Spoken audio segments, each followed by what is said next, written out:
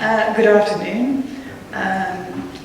As you've heard, I represent the European Commission in London, in the United Kingdom.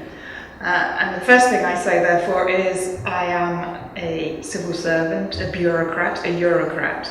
And that means that I have to be a little bit careful about what I say, particularly at a gathering of a political party.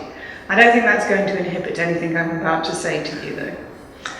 I'd like to thank you for inviting me. I'd like to thank Jonathan for inviting me. Apart from anything else, it gave me the opportunity to drive up on a beautiful summer's morning from London. I'm still in the phase of rediscovering the loveliness of the British countryside, having spent more than a quarter of a century in Brussels. So that in itself was recompense enough. I'm going to start off by saying that whether or not there is a referendum is, in the eyes of the European Commission, a matter entirely for the British government and the British people. And the decision that is taken on continued British membership of the European Union is similarly a matter entirely for the British people. The Commission believes, of course, that continued British membership is in the interest of Europe and it's in the interests of the United Kingdom. But the decision is yours, and we will not interfere in that debate. So that's the disclaimer I make at the beginning. Having said that, I think it is not difficult to make a case for continued British membership. One of the things that I noticed when coming back and looking at the debate in the press and political circles here is that much of the argument is a kind of accounting argument. How much do we put in? How much do we get out? Do we win? Do we lose? Do we get more than others? And I don't particularly like that argument because it's not one that encapsulates the idea of being stronger together, of l'union fait la force, which is the Belgian national motto. But I think if you want to go down that road, you can make a very good economic case for saying that membership of the European Union is of undisputable benefit to the United Kingdom. The United Kingdom pays about £6 billion per year as a net contribution to the European budget. That's less than 1% of public expenditure. The great British public tends to think it's about 10% of public expenditure that we pay to the European Union. So that's myth number one about public understanding of how it works. The British government itself estimates that the single market, the fact that we can sell goods, services, and that capital and people can move freely between the 27, soon to be 28 member states, that single market benefits the United Kingdom to the tune of between 30 and 90 billion pounds per year. That's 1,200 to 1,500 pounds per family. In other words, just on a net in, net out, the United Kingdom gets between 5 and 15 times as much out of the single market as we pay into the European budget. And that's without counting anything else. That's without counting what we get out in terms of research funding for our universities, what we get out in terms of support for our farmers and agriculture. So just taking the single market, the United Kingdom turns out clearly a beneficiary. And I think if you pull the focus back and look a bit more broadly, being part of the single market, as Phil has said, is part of the sort of business case, what the United Kingdom sells to the world as its unique selling proposition. The fact that this is a country which is easily accessible because of its language, which has a legal system which is renowned, which has Europe's financial centre in the City of London. All of that makes the United Kingdom, Great Britain, an interesting place to invest, but it is also crucially because it has access to that single market of 550 million people that inward investment is brought into this country. And the UK does very well. It's third in the world after the US and France in attracting foreign capital. A lot of jobs depend on companies from outside Great Britain coming here, opening factories, opening distribution centres. 400,000 jobs in the United Kingdom depend upon employment generated by German companies. A lot of the money that comes here comes not from third countries, not from the US, but from our fellow member states. And that should be the same going forward. If you think about what we call the digital single market, the fact that commerce and business sales are moving online, away from bricks and mortar, onto the internet, this represents an enormous opportunity for British business. For one reason in particular, which is that the language of the internet is English. And if you ask people which languages other than their own they would be comfortable dealing with on the internet, English always comes at the top for non-native speakers. That's the one language that everybody feels, yes, I go to a website and buy from a company selling in English.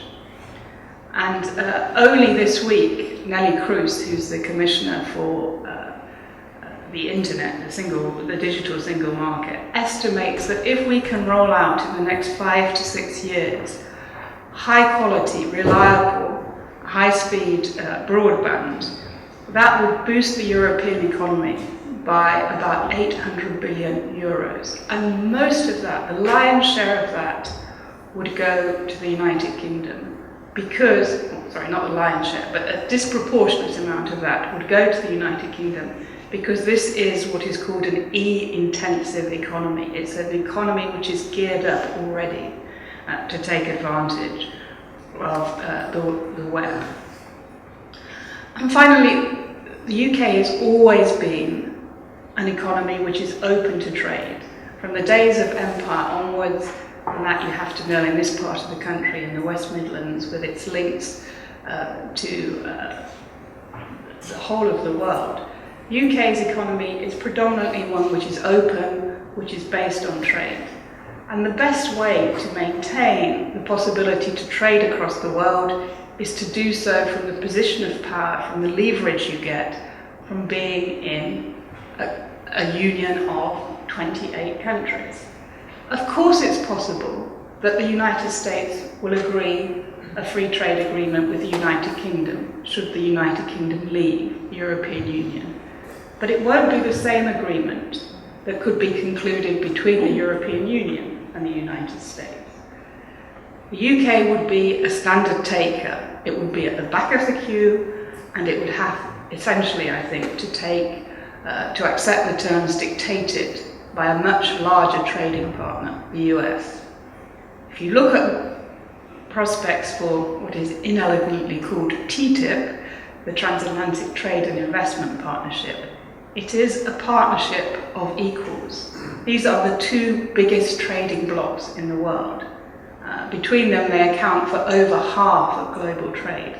And together, they can really do something which is ambitious, which will produce 10 billion extra, add 10 billion annually to the UK's economy and will create jobs. So I think that is all part of the economic case that you can make for the European Union. But as I say, I wouldn't limit it to economics. I think there's a lot of sort of non-quantifiables. In fact, you can always put a number on everything.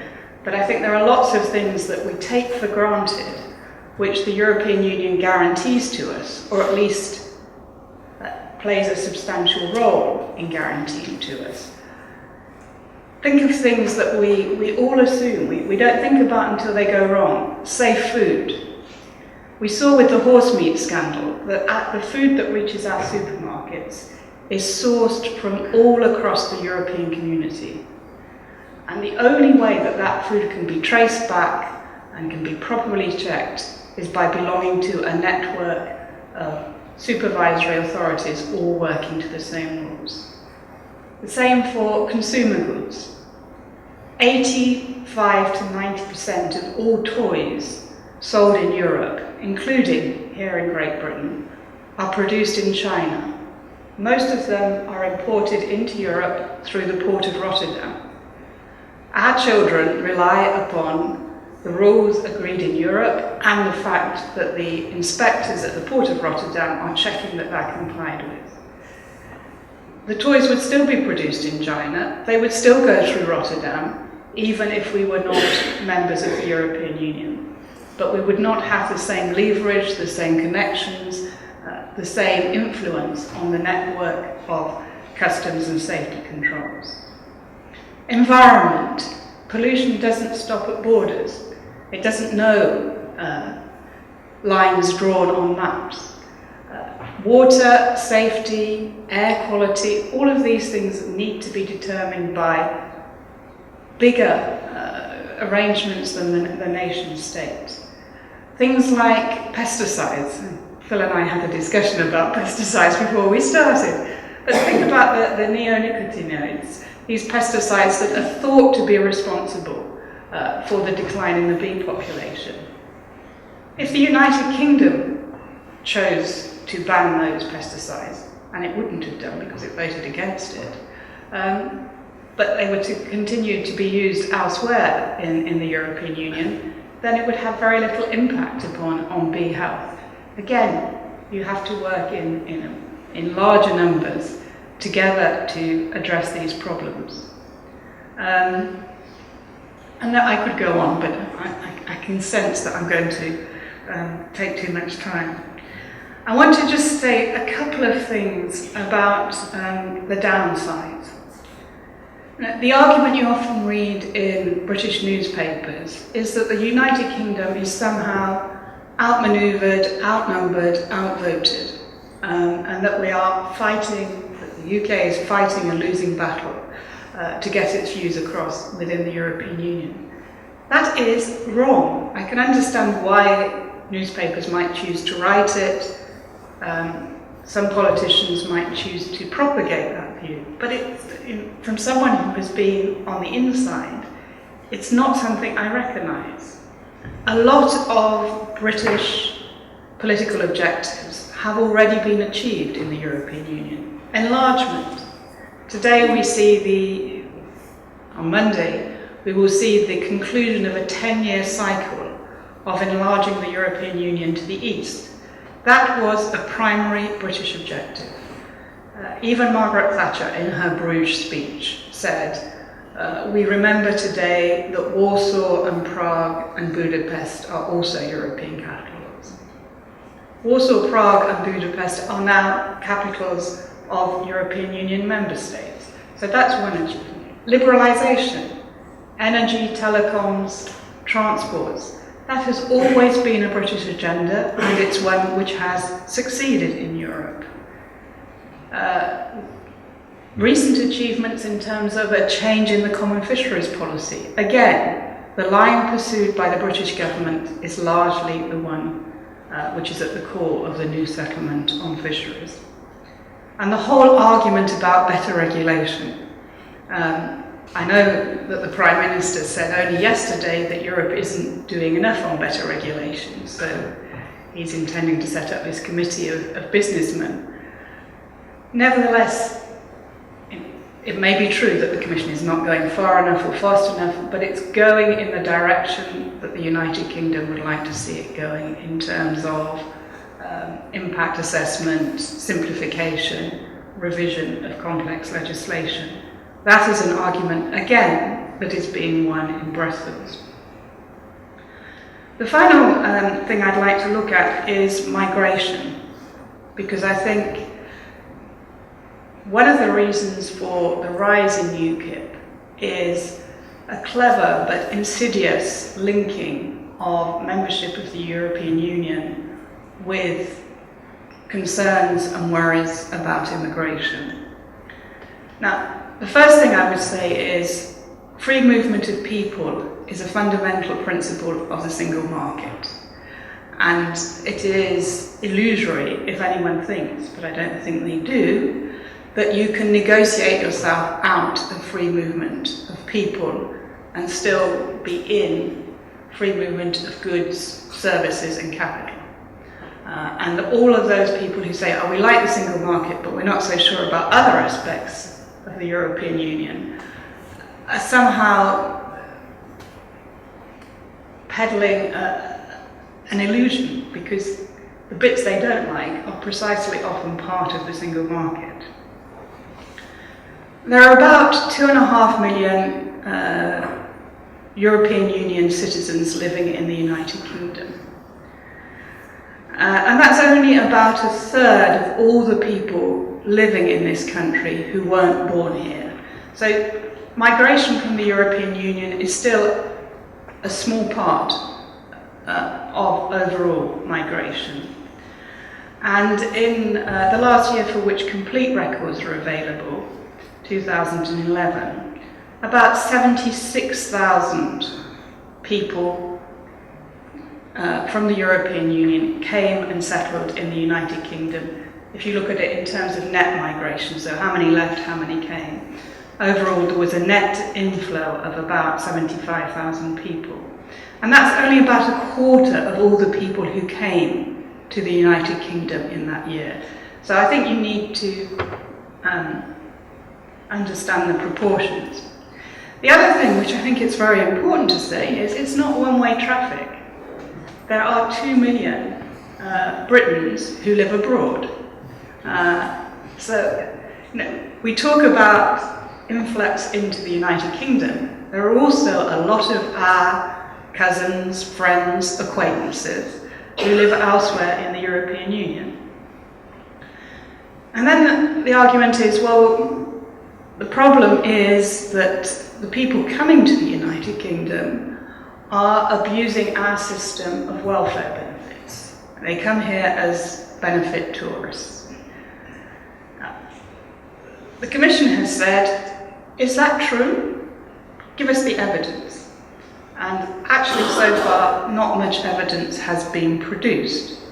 The Commission would say, first of all, we don't like benefit tourists. That's not the purpose of free movement, to allow people to go from one country to another, free riding on taxpayers and on welfare systems. And there are rules in place to stop people doing that.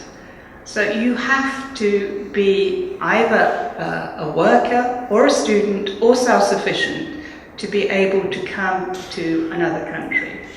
It's true that you can come and look for work, but for the first 6 months, you are entirely reliant on the benefits that you might be entitled to claim from your home country. And then if you haven't found work and have no reasonable prospect of finding work, either you have to live off your savings or you have to go home. Part of the difficulty for the United Kingdom is that it has a benefit system which is predicated on need instead of contribution.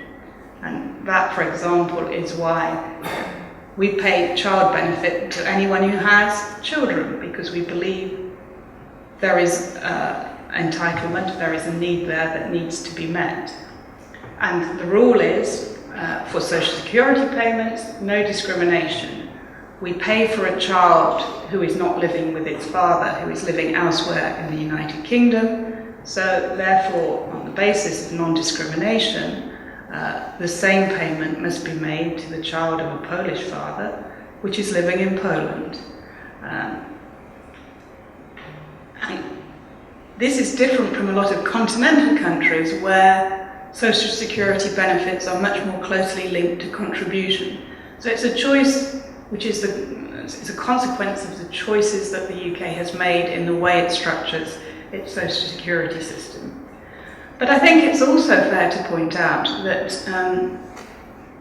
overall, migrants are much less, European migrants are much less likely to claim benefit than the native population. Only 5% of people from the European Union who come here, that's 1 in 20, claims any kind of benefit, as compared to 17% of the native population. And that's because mostly they're young, they're healthy, they're in employment. They come here to find a job. If they don't find a job, they go home. They're not, many of them are single, they don't have dependents, and generally they're not ill or suffering from disablement. Even if you look at the broader picture about claims on the health service, schools, social services, public transport, there are lots of studies now that say migrant workers from the European Union pay about 30% more into our system than they take out. So if we're back to the old accounting principle, again, we're taking more money out of their pockets than we're putting back in terms of the services that the UK is offering them. I think there are, however, some things which we would have to, the Commission would acknowledge and which need to be addressed. The first is there may well be some degree of fraud, and the Commission would be the first in saying to Member States, we would help, we would want to exchange information, and we want to ensure that fraud and abuse are addressed and prevented. Second, I think there is some evidence, possibly, that employers are preferring to employ people from other member states than they are to recruit young British people into jobs. And I had a discussion with the British Chambers of Commerce recently about this, and their argument is that most employers would prefer to recruit locally. If they could find the skills they needed, the experience they needed, the attitudes that they feel are appropriate amongst the local population, then they would be snatching these people off the streets, pretty much. But in many cases, they're not able to do that. And I can give you some of the examples of schemes that have been set up in London to try and encourage local young people to acquire those skills and those aptitudes in order to meet the skills gap. And finally, I think there is an issue about the strain placed on some public services, particularly schools, perhaps also social services, because of the concentration of people who do not have English as a first language at home in certain areas of the country. And that, I think, is something that, again, probably merits further discussion. So, I've probably spoken for far more than my 20 minutes. That's some of my thoughts. I could go on for much longer, but I'd probably bore you to tears. What I do think about the Prime Minister's Bloomberg speech is that a lot of what he said was absolutely right. There is a lot that needs to be reformed in the European Union. Most of his fellow heads of government and heads of state would not disagree, again, with much of what he said. There is a case for revision, there is a case for reform, but it needs to be made from within, in my view. The way you will succeed is by arguing from the position of someone who is committed to long-term membership of the Union. And as I say, those arguments are being won. The Union does do stupid things. We could talk about olive oil jars, if you want. That was a particular own goal. It doesn't do a lot of the things that it's accused of doing. The bats in the belfry story this week was completely wrong. But no organisation is perfect. No administration is such that it cannot be improved. And no decisions, no policy decisions are right 100% of the time. So there is a case for revision, there is a case for reform, but I think there are better ways of making the argument. Thank you.